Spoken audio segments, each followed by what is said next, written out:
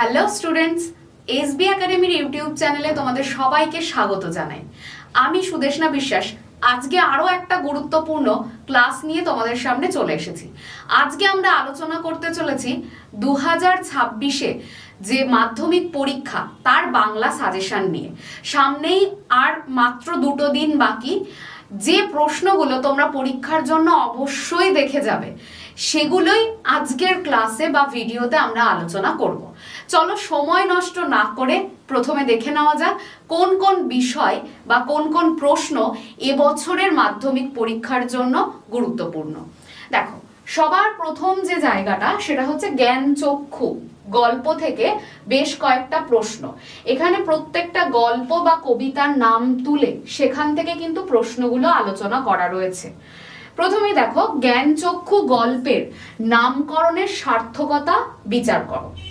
দ্বিতীয় প্রশ্ন, একটা লাইন তুলে প্রশ্ন, তপন যেন কোথায় হারিয়ে যায় এই সব কথার মধ্যে। এই সব কথা বলতে কোন সব কথা বলা হয়েছে, তাতে তপনের হারিয়ে যাওয়ার কারণ কি? এটা রয়েছে 3+2-তে, অর্থাৎ এটাও একটা 5-এর প্রশ্ন। আরো একটা লাইন তুলে প্রশ্ন, শুধু এই দুঃখের মুহূর্তে গভীরভাবে সংকল্প করে তপন। মুহূর্তটি কেন দুঃখের? এই দুঃখ বোধ থেকে বক্তা কি সংকল্প গ্রহণ করেছিল? এটাও একটা 5-এর প্রশ্ন হিসেবে তোমরা পড়বে। এরপর দেখো, সারা বাড়িতে শোরগোল পড়ে যায়। সারা বাড়িতে শোরগোল পড়ে যাওয়ার কারণ কি? এটা 3 নম্বরের জন্য তোমরা পড়ে যাবে। তারপর, পৃথিবীতে এমন অলৌকিক ঘটনাও ঘটে, কার কেন এমন ভাবনার উদয় হয়েছিল। এটা 3 নম্বরের জন্য তৈরি করবে। বা অথবা দিয়ে আরো একটি প্রশ্ন দেখো, এমন সময় ঘটলো সেই ঘটনা, কোন ঘটনার কথা এখানে বলা হয়েছে? এটাও 3 নম্বরের জন্য দেখবে।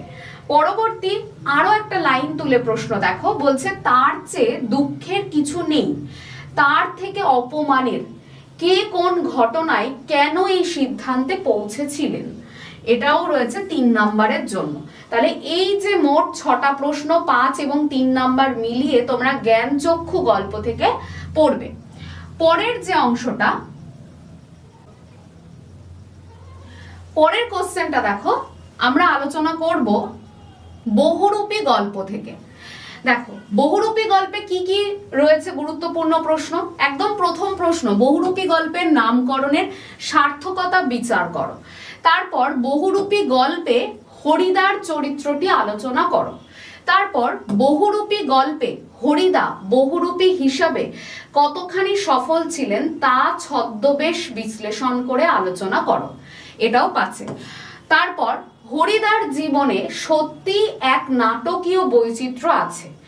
বহুরূপী হরিদার কর্মকাণ্ডের মাধ্যমে যেভাবে নাটকীয় বৈচিত্র্য ধরা পড়েছে তার বিবরণ দাও। এটাও 5-এর জন্য তোমাদের পড়তে হবে। তারপর জগদীশ বাবুর বাড়ি হরিদা বিরাগী সেজে যাওয়ার পর যে ঘটনা ঘটেছিল তার বর্ণনা দাও।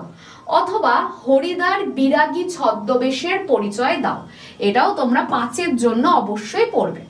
তারপর বলছে দেখো, অদৃষ্ট কখনো হরিদার এই ভুল ক্ষমা করবে না। হরিদা কি ভুল করেছিল এবং অদৃষ্ট ক্ষমা না করার পরিণাম কি? এটাও 5 নম্বরের প্রশ্ন। তারপর দেখো, আরো একটা লাইন তুলে প্রশ্ন, সে এক ভয়ানক দুর্লভ জিনিস।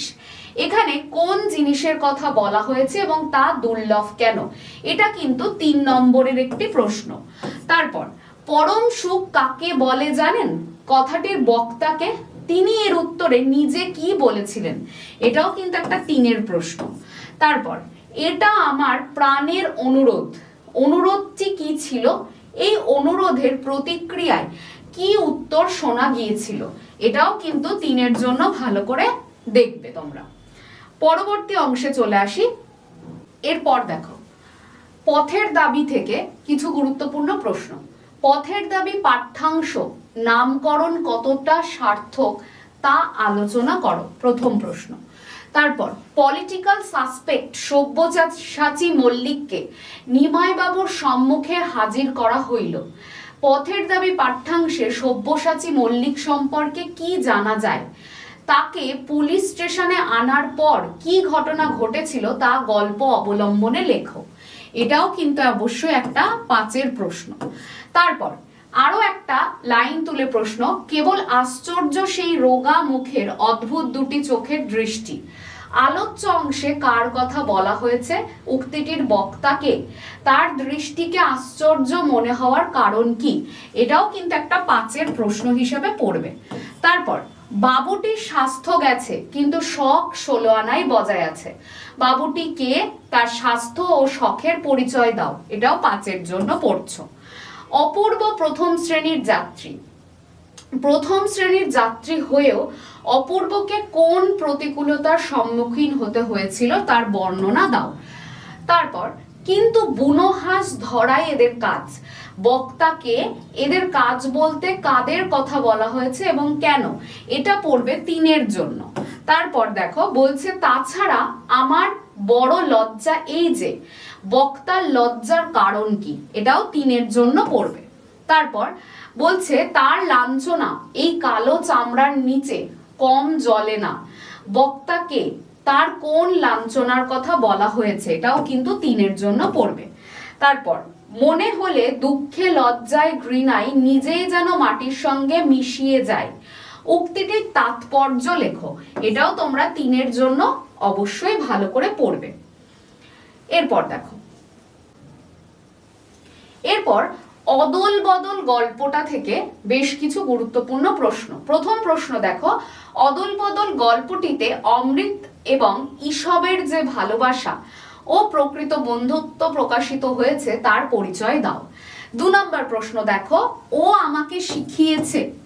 খাঁটি জিনিস কাকে বলে? এখানে খাঁটি জিনিস বলতে কি বোঝানো হয়েছে? কাকে কিভাবে শেখানো হয়েছে? এখানে 5-এর প্রশ্ন এটা। তারপর মা তখন ওকে বেকায়দায় ফেলার জন্য বললেন। মা কি বললেন? মা কেন এই কৌশল অবলম্বন করলেন? এটাও তোমরা 5-এর জন্য পড়বে।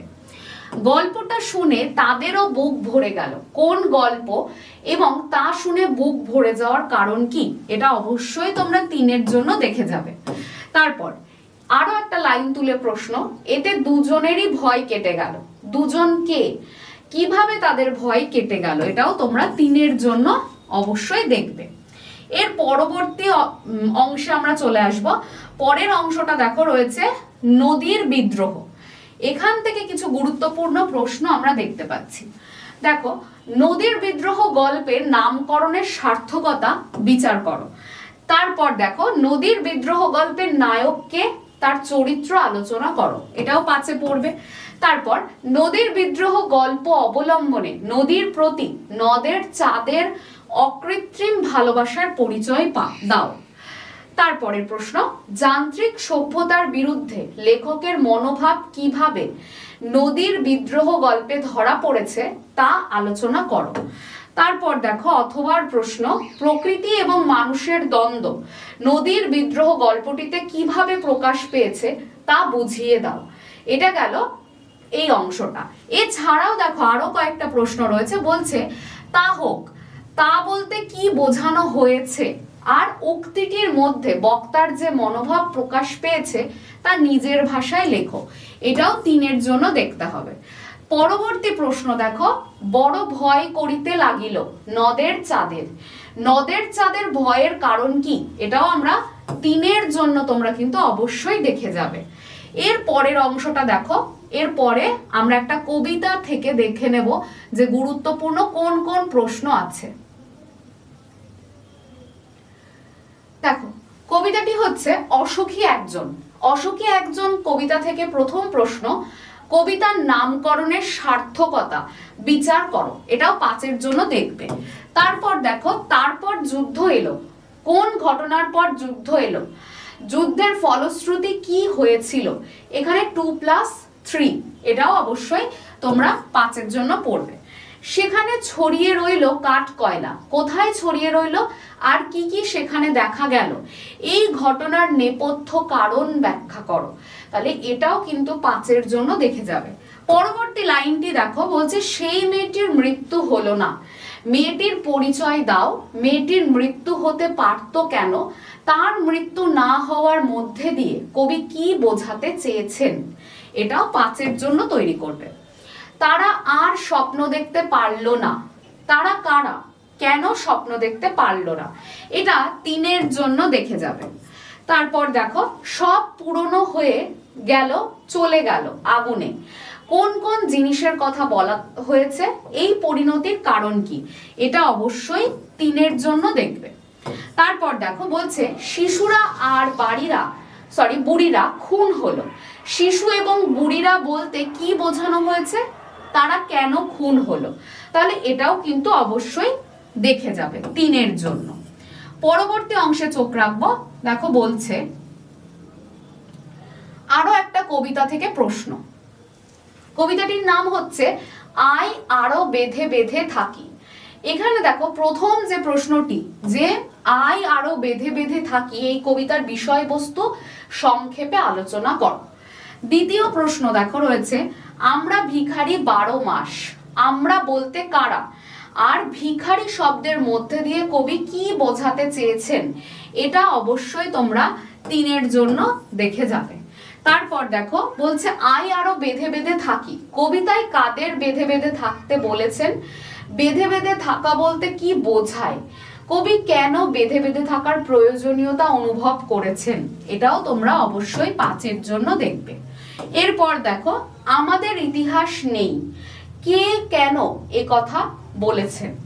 তারপর তবু তো কজন আছি বাকি, তবু শব্দটি ব্যবহারের কারণ কি, পাঠ্য কবিতা অবলম্বনে কজনের পরিচয় দাও, এটা অবশ্যই 5-এর জন্য তোমরা দেখে যাবে।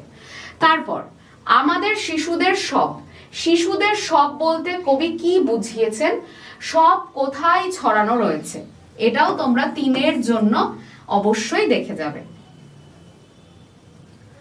পরবর্তী কবিতাতে চোখ রাখবো, দেখবো যে কি কি রয়েছে পরবর্তী কবিতার গুরুত্বপূর্ণ প্রশ্নগুলো। একদম প্রথমেই দেখো রয়েছে হাই ছায়াবৃতা, ছায়াবৃতা বলার কারণ কি, তার সম্পর্কে কবি কি বলেছেন সংক্ষেপে বর্ণনা দাও। আফ্রিকা থেকে এটা একটা গুরুত্বপূর্ণ কিন্তু প্রশ্ন, তাহলে আফ্রিকা কবিতার প্রথম প্রশ্নটি অবশ্যই দেখবে। দাঁড়াও ওই মানহারা মানবীর দ্বারে বলো ক্ষমা করো, মানহারা মানবী কথাটি কেন বলা হয়েছে ব্যাখ্যা করতে বলা হচ্ছে, কাকে কেন তার কাছে ক্ষমা চাওয়ার কথা বলা হয়েছে, এটাও অবশ্যই 5-এর জন্য দেখবে। তারপর 3-এর প্রশ্ন দেখো সেই হোক তোমার সভ্যতার শেষ পূর্ণবাণী, কোন প্রসঙ্গে এই উক্তিটি করা হয়েছে, উক্তিটির তাৎপর্য বিশ্লেষণ করো, এটাও 5-এর জন্য দেখবে। তারপরের প্রশ্ন এলো মানুষ ধরার দল, কোথায় এলো মানুষ ধরার দল, এসে কি করেছিল তারা, এটাও কিন্তু অবশ্যই 5-এর জন্য দেখে যাবে। পরবর্তী দেখো আরো কয়েকটা আফ্রিকা কবিতা থেকে আমাদের দেখে যেতে হবে।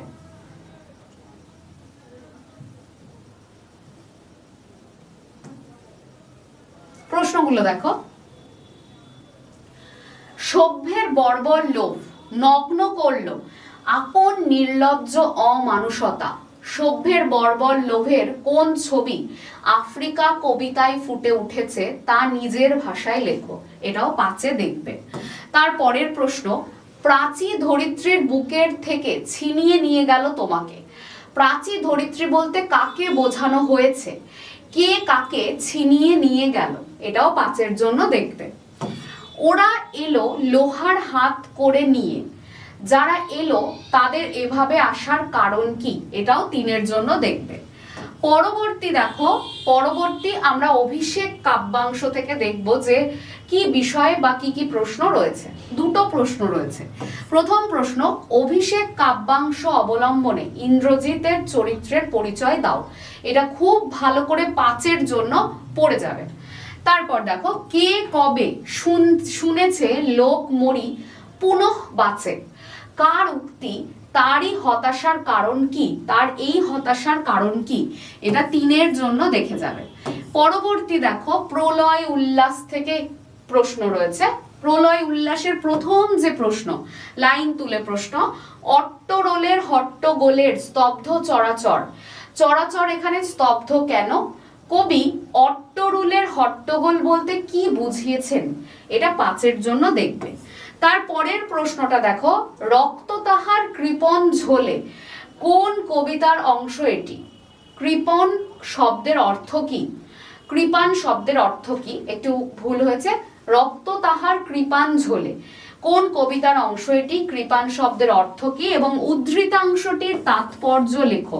এটাও 5-এর জন্য তোমরা অবশ্যই খুব ভালো করে দেখে যাবে। তারপরের অংশ দেখো, 3 নাম্বার যে প্রশ্নটা, তোরা সব জয়ধ্বনি কর, কাদের উদ্দেশ্যে কবির এই আহ্বান? কবিতার ভাববস্তু বিশ্লেষণ করে আহ্বান ধ্বনির পুনরাবৃত্তির যৌক্তিকতা আলোচনা করো। এটা 5-এর জন্য দেখবে। ভাঙা গড়া খেলা, যে তার কিসের তবে ডর? ভাঙা গড়া খেলা বলতে কি বোঝানো হয়েছে? আর ভাঙা গড়া খেলার মধ্যে তার ভয় নেই কেন? এটাও 5-এর জন্য দেখবে। তারপর আসছে নবীন জীবন হারা ও অসুন্দরে করতে ছেদন, উদ্ধৃতিটির তাৎপর্য লেখো। এটাও তোমরা 5-এর জন্য ভালো করে দেখে যাবে। পরবর্তী অংশের দিকে দেখব, সিন্ধু তীরে থেকে। সিন্ধু তীরে কবিতা থেকে বেশ কয়েকটা প্রশ্ন রয়েছে এখানে। বলছেন যে সিন্ধু তীরে কবিতার নামকরণের সার্থকতা বিচার করো। দ্বিতীয় প্রশ্ন, সিন্ধু তীরে কবিতা অবলম্বনে সমুদ্র কন্যা পদ্মার চরিত্র আলোচনা করো। তারপর দেখো বলছে রূপে অতি রম্ভা যিনি, রম্ভা কে? তার রূপের সঙ্গে কার তুলনা করা হয়েছে? ব্যক্তির যে রূপচিত্র সিন্ধু তীরে কবিতায় বর্ণিত আছে তা সম্পর্কে লেখো। এটাও 5-এর জন্য দেখবে। পঞ্চকন্যা পাইল চেতন, পঞ্চকন্যা কারা? কার চেষ্টায় কিভাবে পঞ্চকন্যা চেতন ফিরে পেল? এটাও 5-এর জন্য দেখবে। কন্যারে ফেলিল যথা, কন্যাটি কে? তাকে কোথায় ফেলা হয়েছিল? এটা 3-এর জন্য দেখবে। তারপর তাহাতে বিচিত্র টঙ্গী, বিচিত্র টঙ্গী কি? কোথায় বিচিত্র টঙ্গী দেখা যায়? এটাও 3-এর জন্য অবশ্যই ভালো করে দেখে যাবে। পরবর্তী অংশে দেখব কি রয়েছে। এখানে রয়েছে আরো একটি কবিতা, সেটা হচ্ছে অস্ত্রের বিরুদ্ধে গান। প্রথম প্রশ্নটি দেখো, প্রথম প্রশ্ন একটা কবিতার লাইন তুলে, রক্ত মুছি শুধু গানের গায়ে, কবিতায় রক্তের প্রসঙ্গ এসেছে কেন? গানের গায়ে রক্ত মোছার তাৎপর্য কি? এটাও ভালো করে দেখবে। তারপর দ্বিতীয় প্রশ্নটা দেখো, কি গানের বর্ম আজ পড়েছি গায়ে? বক্তা কেন গানের বর্ম গায়ে পড়েছেন? এরকম উক্তিটার বলার কারণটা কি? এখান থেকে দেখো আরো কয়েকটা প্রশ্ন। বলছে অস্ত্র ফেলো, অস্ত্র রাখো, কবি কোথায় অস্ত্র রাখতে বলেছেন? তার এই কথা বলার কারণ কি? এটা 3-এর জন্য দেখবে। তারপর দেখো আঁকড়ে ধরে সে খড়কুটো, কোন বিষয়টিকে খড়কুটো বলা হয়েছে এবং কেন? এটাও 3-এর জন্য দেখবে। তারপর দেখো বলছে আমার শুধু একটা কোকিল, উদ্ধৃতাংশের তাৎপর্য আলোচনা করো। এটাও 3-এর জন্য দেখবে। তারপর বুলেট তারাই, এই কথাটি বলতে কবি ঠিক কি বুঝিয়েছেন? তারপর দেখো কোনি থেকে আমাদের বিভিন্ন বিষয় পড়তে হবে, বিভিন্ন প্রশ্ন পড়তে হবে। কি কি? প্রথম কোশ্চেন দেখো, কোনি উপন্যাস অবলম্বনে কোনি চরিত্রটি বিশ্লেষণ করো। তাহলে কোনি উপন্যাস অবলম্বনে কোনি চরিত্রটিকে বিশ্লেষণ করতে বলা হয়েছে, এটা অবশ্যই দেখবে। দারিদ্র আর বঞ্চনার বিরুদ্ধে কোনির যে লড়াই তা সংক্ষেপে বর্ণনা করো। এটাও 5-এ দেখবে। তারপর ক্ষিতিশ সিংহের চরিত্র সংক্ষেপে আলোচনা করো। এটা 5-এ অবশ্যই দেখে যাবে। তারপর ট্যালেন্ট ঈশ্বরের দান, ট্যালেন্ট কি? ট্যালেন্ট সম্বন্ধে ক্ষিতিশের মতামত কি ছিল? এটাও 5-এ দেখবে। তারপর কম্পিটিশনে পড়লে মেয়েটা তো আমার পা ধোয়া জল খাবে, কার উক্তি? মেয়েটা পা ধোয়া জল খাবে বলতে কি বোঝানো হয়েছে? তারপর দেখো এটা বুকের মধ্যে পুষে রাখুক, কি পুষে রাখার কথা বলা হয়েছে? কি কারণে এই পুষে রাখা? তারপর দেখো ওইটাই তো আমি রে, যন্ত্রটাই তো আমি, বক্তাকে, উক্তিটির তাৎপর্য বিশ্লেষণ করো। এটাও তোমরা 5-এর জন্য দেখবে। পরের প্রশ্নটি দেখো, বলছে কি খাবো বক্তাকে, কি খাবো, এখানে বক্তাটা কে? এটা হচ্ছে একটা ইনভাইটেড কোটেশনের লাইন, যে এবার আমরা কি খাবো, এই লাইনটার মানে যিনি বলেছেন বক্তাকে, উদ্দেশ্য ব্যক্তি কিভাবে তাদের সাহায্য করেছেন। তাহলে এটাও তোমরা 5-এর জন্য দেখবে। এবার আসি একদম ফাইনাল যে জায়গাটি, ভীষণ গুরুত্বপূর্ণ প্রত্যেকটা পরীক্ষার জন্য, যেটা নিয়ে তোমরা ভীষণভাবে দুশ্চিন্তাতে থাকো, সেটা হচ্ছে রচনা। মাধ্যমিকে তো অবশ্যই রচনা একটা গুরুত্বপূর্ণ জায়গা। আমার নিজস্ব একটা মতামত, সেটা হচ্ছে যে রচনা কিন্তু বেশ কয়েকটা বিষয়ের ওপর পড়ে যেতেই হবে। সেটা হচ্ছে বিজ্ঞান এবং প্রযুক্তি, মানে প্রযুক্তির ব্যবহার, তাছাড়া বিজ্ঞান এবং কুসংস্কারের যে বিষয়টা, দৈনন্দিন জীবনে বিজ্ঞানের কি কি প্রয়োগ রয়েছে সেই বিষয়টা, পরিবেশ সংক্রান্ত যে রচনাগুলো সেগুলো অবশ্যই ভালো করে দেখে যাবে, কারণ পরিবেশের বর্তমানে নানান সমস্যায় পরিবেশ জর্জরিত, এবং সমস্ত সমস্যা সৃষ্টির মূলে আমরা মানে মানুষরা বা প্রাণীরা। তা সেক্ষেত্রে আর কি পরিবেশ সংক্রান্ত রচনা কিন্তু বর্তমানে দেওয়ার সম্ভাবনা বেশ বেশি। আর তাছাড়াও বর্তমানে ঘটে যাওয়া বেশ কিছু ঘটনার ওপর কিন্তু তোমরা অবশ্যই জোর দিয়ে রচনা দেখে যেতে পারো। আর তার সাথে উৎসব সংক্রান্ত যে কোনো রচনা তোমরা অবশ্যই দেখে যাবে। তাহলে এখানে দেখো বেশ কয়েকটা রচনাকে এখানে আলোচনা মানে পড়ে যাওয়ার জন্য বলা হচ্ছে। সেটা হচ্ছে বাংলার উৎসব, দেখে যাবে। উৎসব দিয়ে একটা রচনা প্রায়ই আমরা দেখতে পাই। তারপর বিজ্ঞান ও কুসংস্কার, এই যে রচনাটা, এটাও কিন্তু মোটামুটি ভাবে প্রায় আমরা দেখতে পাই। তারপর দেখো শিক্ষা বিস্তারে গণমাধ্যমের ভূমিকা। তাহলে বর্তমানে আমরা সবই প্রায় গণমাধ্যমের মাধ্যমেই পড়াশোনা করে থাকি বেশিরভাগ ক্ষেত্রে। তাহলে শিক্ষা বিস্তারে গণমাধ্যমের ভূমিকা। একটি ভ্রমণের অভিজ্ঞতা, তারপর একটি গাছ একটি প্রাণ, তারপর পরিবেশ রক্ষায় ছাত্র সমাজের ভূমিকা, দৈনন্দিন জীবনে বিজ্ঞান ও প্রযুক্তি। আর তার সঙ্গে আরো একটা রচনা রয়েছে, সেটা হচ্ছে মহিলা বিশ্বকাপ 2025।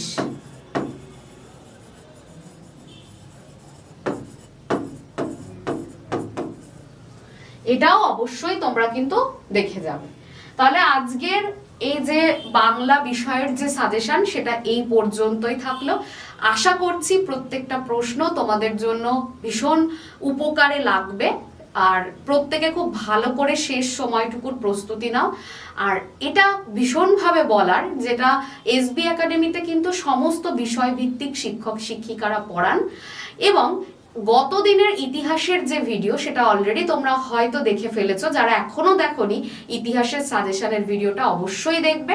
এবং ইতিহাসের মানে যে সাজেশনটা সেটা তৈরি করেছেন এসবি একাডেমির ইতিহাস শিক্ষক ভাস্কর পাল স্যার, তাকে অসংখ্য ধন্যবাদ জানাচ্ছি। এবং আজকের যে বাংলা সাজেশনটা আমরা আলোচনা করলাম, সেই সাজেশনটি তৈরি করেছেন এসবি একাডেমির বাংলা শিক্ষক সুকান্ত ঘোষ স্যার, তাকেও ধন্যবাদ জানাই। আর ভিডিওতে যদি কোনো ভুল ত্রুটি হয়ে থাকে অবশ্যই তোমরা মার্জনা করবে। খুব ভালো করে শেষ প্রস্তুতিটা নাও। আশা করছি প্রত্যেকের পরীক্ষা খুব ভালো হবে। All the best. Thank you.